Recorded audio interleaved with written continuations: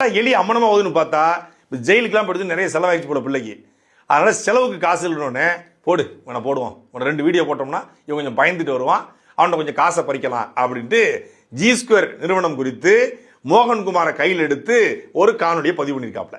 யாரா இந்த மோகன்குமார்னு பார்த்தா கடந்த 2004 இருந்து சொல்லப்போனா 2001 இருந்தே தமிழ்நாடு முழுக்க பல்வேறு சீட்டிங் கேஸ்ல மாட்டிய பிரபல சீட்டிங் சாம்பியன் இந்த மோகன்குமார்.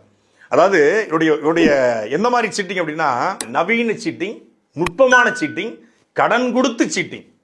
கிட்டத்தட்ட சினிமாவில் ரியல் எஸ்டேட் அதிபர்களுக்கு, பல்வேறு தொழிலதிபர்களுக்கு கடன் கொடுக்கக்கூடிய பெரிய பினான்சியர் இந்த மோகன்குமார். மோகன்குமார்னா சினிமா வட்டாரத்தை தெரியாத ஆட்களே கிடையாது. பிகே பினான்ஸ் அப்படிங்கிற ஒரு நிறுவனத்தை சூளைமேட்டில் வச்சிருக்காப்ல. கூகுளில் போய் தேடினாலே மோகன்குமார் பினான்சியர் வழக்கு, இல்லை மோகன் பினான்சியர் கைது, மோகன்குமார் பினான்சியர் சீட்டிங் கேஸ்ன்னு போட்டிங்கன்னா எக்கச்சக்க வழக்கு வரும். எங்கேயும் தேடலாம் வேண்டாம், நம்ம ஆள் வச்சுலாம் தேட வேண்டிய அவசியம் கிடையாது. இந்த மோகன்குமார் 2017 பாலசுப்ரமணியன் அப்படிங்கிற ஒரு குடோன் வச்சு வாடகைக்கு விடக்கூடிய ஒரு முதலாளி. அவர் இவர்கிட்ட ஒரு 1.5 கோடி ரூபாய் கடன் வாங்குறாப்புல. எந்த மாதிரியான சீட்டிங் பாருங்க. என்ன பண்றாப்புல, சவுக்கு சங்கர் யாருக்கு ஆதரவாக பேசுறாரோ அந்த மோகன்குமார் இந்த பாலசுப்ரமணியன் 1.5 கோடி ரூபாய் பணம் கொடுக்குறாரு. இவர் கிட்டத்தட்ட 1.5 கோடி கடனுக்கு மேலாக 5 கோடி ரூபாய் வரைக்கும் கட்டிடுறாரு. வட்டிலாம் அதிக வட்டி போட்டு 5 கோடி ரூபாய் கட்டிடுறாரு.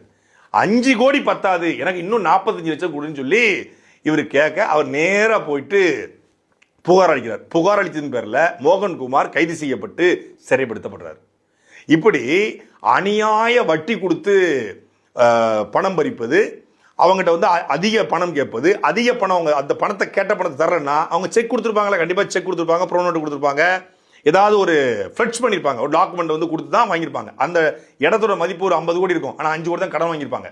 இப்போ இந்த 50 கோடி நிலத்தை 5 கோடி கடனை கொடுத்துட்டு 50 கோடி நிலத்தையும் ஆட்டை போட பார்க்கறது. அவங்க பணத்தை கொடுத்தாலும் அந்த நிலத்தை ஆட்டை போட பார்க்கறது. அப்போ ஆட்டையை போட பார்த்துட்டு இப்போ அந்த பணம் தரமாட்டேன், என் இடத்தையும் தரமாட்டேன் அப்படின்னு சொன்னா இவரே நீதிமன்றத்துக்கு போறது. மோகன்குமார் நீதிமன்றத்துக்கு போய் என்னை ஏமாத்திட்டாரு, பணத்தை வாங்கிட்டு ஏமாத்திட்டாங்க, இப்ப செக் கொடுத்துருக்காங்க அப்படின்னு சொல்லி அவங்க மேலேயே ஒரு வழக்க போட்டு அவங்களை அவமானப்படுத்துது. அப்படி வேந்தர் மூவிஸுக்கு பணம் கொடுத்து வேந்தர் மூவிஸ் மதன் வாங்கிய கடனுக்காக வேந்தர் மூவிஸுடைய அன்றைய இன்னொரு உரிமையாளராக இருந்த ஐயா பாரிவேந்தர் பச்சமுத்து மீதியும் வழக்கு கொடுத்து அவர் சிறைக்கு போறதுக்கும் காரணமா இருந்தது இதே மோகன்குமார். இந்த மோகன்குமார் மேல ரெங்கநாதன் அப்படிங்கிற ஒருத்தர் 2023 புகார் வச்சுக்காரு. என்னடா புகார்னு பார்த்தா 1.5 கோடி ரூபாய் இந்த மோகன்குமார் பிகே பினான்ஸ்ல வாங்குறாப்ல.